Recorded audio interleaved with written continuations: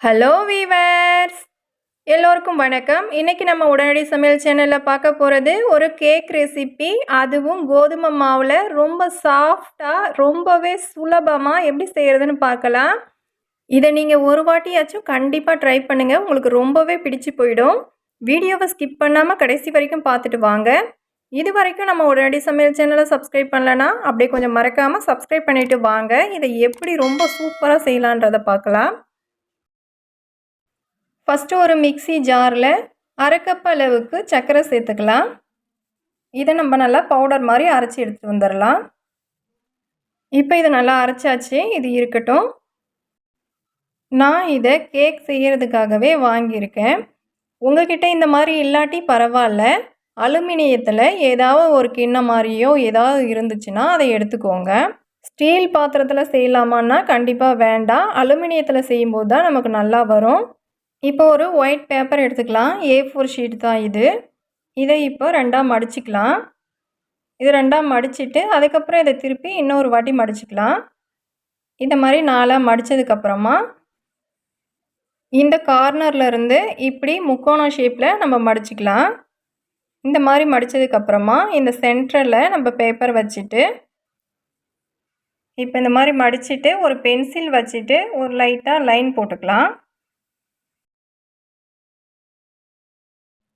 இப்போ ஒரு சிசர் வச்சுட்டு நம்ம லைன் போட்ட வரைக்கும் இதை எல்லாத்தையும் கட் பண்ணி எடுத்துடலாம். இப்போ கட் பண்ணதுக்கப்புறம் இப்படி தான் இருக்கும். இதை நம்ம ஓப்பன் பண்ணி பார்க்கலாம். பாருங்கள், நல்ல ரவுண்டாக அழகாக கரெக்டான சைஸில் கட் பண்ணி எடுத்தாச்சு. இதுக்காக நம்ம பட்டர் ஷீட் தான் வாங்கணும்னு அவசியம் இல்லை, A4 ஷீட் இருந்தாலே போதும். இப்போ இதில் எண்ணெயை எல்லா இடத்துலையும் நம்ம நல்லா அப்ளை பண்ணிக்கலாம். இப்போ மைதா மாவு இல்லை கோதுமை மாவு ஏதாவது ஒன்று எடுத்துகிட்டு நல்லா எல்லா இடத்துலையும் படுற மாதிரி இந்த மாதிரி செஞ்சுக்கலாம். இதில் நம்ம கட் பண்ண பேப்பரை இப்போ வச்சிடலாம். வச்சுட்டு இது மேலே எண்ணெயை தடவி விட்டுடலாம். இது இருக்கட்டும், அடுத்தது என்ன செய்யுதுன்னு பார்க்கலாம். இப்போது ஒரு மிக்சிங் பவுல் எடுத்துக்கலாம். அதில் 1/4 கப் அளவுக்கு எண்ணெய் சேர்த்துக்கலாம். ரீஃபைண்ட் ஆயில் தான் சேர்க்கணும். நம்ம கடலை எண்ணெய் நல்லெண்ணெய் அந்த மாதிரிலாம் எதுவும் சேர்க்கக்கூடாது, அதெல்லாம் வாசனை வரும். இந்த மாதிரி வாசனை இல்லாமல் ரீஃபைண்ட் ஆயில் எடுத்துக்கலாம். அடுத்து இதில் காய்ச்சிய பால் 1 கப் அளவுக்கு சேர்த்துக்கலாம். இது லேசாக வெது வெதுப்பாக இருந்தால் போதும். அடுத்ததாக இதில் நம்ம அரை கப் அளவுக்கு சர்க்கரையை பவுடர் பண்ணோம்ல, அதை இதில் சேர்த்துக்கலாம். இப்போ ஒரு விஸ்க் வச்சுட்டு இதை ஒரு நிமிஷம் நல்லா கலந்துக்கலாம். இதில் நம்ம சர்க்கரையை நல்லா பவுடர் பண்ணி தான் சேர்த்துருக்கோம், அதனால் இது ரொம்ப நேரம் கலக்கணும்னு அவசியம் இல்லை, ஒரு நிமிஷம் கலந்தால் போதும். அடுத்ததாக இதில் அரை ஸ்பூன் அளவுக்கு வெண்ணிலா எசன்ஸ் சேர்த்துக்கலாம். வெண்ணிலா எசன்ஸ் இல்லைன்னா அதுக்கு பதிலாக ஏலக்காய் பொடி கொஞ்சம் சேர்த்துக்கோங்க. அடுத்து இதில் 2 சிட்டிகை அளவுக்கு உப்பு சேர்த்துக்கலாம். அடுத்ததாக இதில் பேக்கிங் சோடா 1 டீஸ்பூன் அளவுக்கு சேர்த்துக்கலாம். நான் இதில் பேக்கிங் பவுடர் சேர்க்கலை. உங்கள்கிட்ட பேக்கிங் பவுடர் இருந்துச்சுன்னா பேக்கிங் பவுடர் அரை டீஸ்பூன், பேக்கிங் சோடா அரை டீஸ்பூன் சேர்த்துக்கோங்க. அடுத்ததாக இதில் நம்ம எந்த கப்பில் பால் சேர்த்தோமோ அதே கப்பால் 1 கப் அளவுக்கு கோதுமை மாவு ஃபஸ்ட்டு சேர்த்துக்கலாம். இதுக்கு 1 கப்பில் இருந்து 1.25 கப்பு வரைக்கும் கோதுமை மாவு தேவைப்படும். நான் 1 கப்பு மட்டும் ஃபஸ்ட்டு சேர்த்துக்கிறேன். இப்போ இதை நல்லா கலந்துக்கலாம். இப்போ பாருங்கள், இது கொஞ்சம் தண்ணியாக தான் இருக்குது, அதனால் இன்னும் ஒரு 1/4 கப் அளவுக்கு நான் கோதுமை மாவு சேர்த்துட்டு கலந்துக்கிறேன். இப்போ நீங்கள் கோதுமை மாவை அழுத்தி எடுத்திங்கன்னா இது 1 கப் அளவுக்கு சரியாக இருக்கும். மேலோட்டமாக எடுத்திங்கன்னா 1.25 கப்பு கண்டிப்பாக தேவைப்படும். நம்ம மாவு கலக்கும்போது எந்த பக்கம் சுற்ற ஆரம்பிக்கிறோமோ அதே பக்கம் தான் நம்ம சுற்றிட்டு இருக்கணும். நம்ம மாற்றி மாற்றிலாம் சுற்றக்கூடாது, ஒரே சைடு தான் நம்ம சுற்றி கலக்கணும். இப்போ பாருங்கள், இது கரெக்டான பதத்தில் இருக்குது. 1.25 கப்பு கோதுமை மாவு இது கரெக்டான பதமாக இருக்குது. இப்போ இதில் கடைசியாக ஒரே ஒரு ஸ்பூன் அளவுக்கு லெமன் ஜூஸ் சேர்த்துக்கலாம். நம்ம ஏற்கனவே பேக்கிங் சோடா சேர்த்துருக்கோம், அதோடு நம்ம லெமன் ஜூஸும் சேர்த்து செய்யும்போது நல்லாவே சாஃப்டாக இருக்கும், பஞ்சு மாதிரி இருக்கும் கேக்கு. இப்போ லெமன் ஜூஸை சேர்த்ததுக்கப்புறமா ஒரு வாட்டி நல்லா கலந்துக்கலாம். இப்போ இது ரெடியாக இருக்குது. அடுத்து நம்ம ரெடி பண்ணி வச்சுருக்க கேக் டின்னில் இந்த மாவை சேர்த்துக்கலாம். இப்போ பார்த்தீங்கன்னா உங்களுக்கு நல்லாவே தெரியும் எந்த பதத்துக்கு நம்ம மாவு கரைச்சிருக்கோன்றது. இந்த மாதிரி இருந்ததுன்னா கேக் ரொம்பவே நல்லாயிருக்கும். இப்போ இதை ஒரு 4-5 வாட்டி இந்த மாதிரி நல்லா தட்டிக்கலாம்.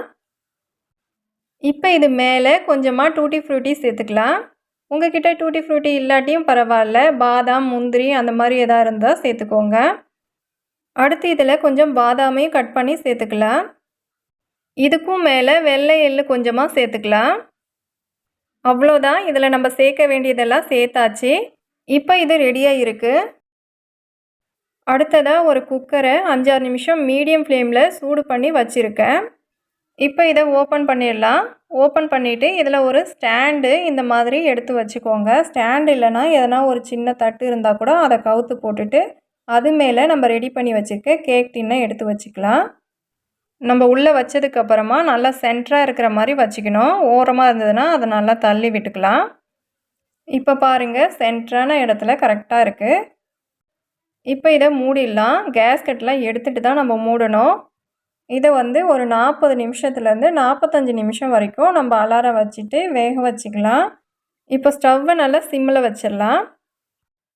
இப்போ ஒரு 35 நிமிஷம் ஆகிருக்கு. ஓப்பன் பண்ணுறேன், எப்படி இருக்குன்னு பார்க்கலாம். இப்போ பார்த்தீங்கன்னா இது சுற்றி நல்லா வெந்திருக்கு. ஆனாலும் சென்டரில் வேகாத மாதிரி தான் இருக்குது. அதனால் இப்போ இதை திருப்பியும் மூடி வச்சிடலாம்.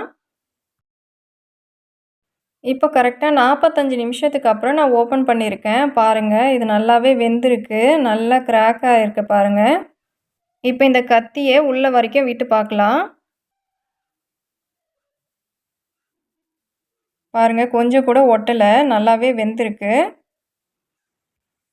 இப்போ ஸ்டவ் ஆஃப் பண்ணிவிட்டு இதை நல்லா ஆற விட்டுடலாம். நம்ம உடனே குக்கர்லேருந்து எடுக்க வேண்டாம், கொஞ்சம் நேரம் ஆறட்டும். நம்ம உடனே எடுத்தோன்னா கை குக்கரில் பட்டு சூடு பட்டுடுச்சுன்னா கஷ்டமாயிடும். அதனால் கொஞ்சம் நேரம் ஆறட்டும் இது. இப்போ இதை நான் குக்கர்லேருந்து எடுத்து வச்சுருக்கேன். இது நல்லா ஆறணும். நல்லா ஆறினதுக்கப்புறமா நம்ம இதை ஒரு பிளேட்டில் எடுத்து வச்சுக்கலாம். இப்போ இது நல்லா ஆறிடுச்சு. ஆறினதுக்கப்புறமா நம்ம ஒரு கத்தி வச்சுட்டு இதை சுற்றி லேசாக எடுத்து விட்டால் போதும். இப்போ இது மேலே ஒரு பிளேட்டை வச்சுட்டு நம்ம அப்படி கவுத்துட்டோன்னா போதும், அழகாக வந்துடும். கொஞ்சம் கூட ஒட்டாது. இப்போ இது மேலே இருக்க பேப்பரை நம்ம எடுத்துடலாம். இப்போ பாருங்கள், எவ்வளோ நல்லா சூப்பரான கலராக இருக்குது பாருங்கள். நல்லா சாஃப்டாக இருக்குது, ரொம்பவே நல்லா இருக்குது. இப்போ இதை திருப்பிட்டு எப்படி இருக்குதுன்னு பார்க்கலாம். பாருங்கள், நம்ம கேக்கு எவ்வளோ நல்லா இருக்குன்னு, ரொம்பவே சூப்பராக இருக்குது. இதை சாப்பிட்றதுக்கும் ரொம்ப நல்லா இருக்கும். இதை நான் கட் பண்ணி காமிக்கிறேன் பாருங்கள். பார்த்தீங்கள்ல எப்படி இருக்குன்னு, நல்லா பஞ்சு மாதிரி ரொம்பவே நல்லா இருக்குது. கண்டிப்பாக எல்லோரும் ட்ரை பண்ணுங்கள், ரொம்பவே சூப்பராக இருக்கும். செஞ்சு பார்த்துட்டு எப்படி இருக்குன்றதை கமெண்ட்ஸில் சொல்லுங்கள். அடுத்த வீடியோவில் வேறு ஒரு சூப்பர் ரெசிபி எப்படி செய்கிறதுன்னு பார்க்கலாம். நன்றி, வணக்கம்.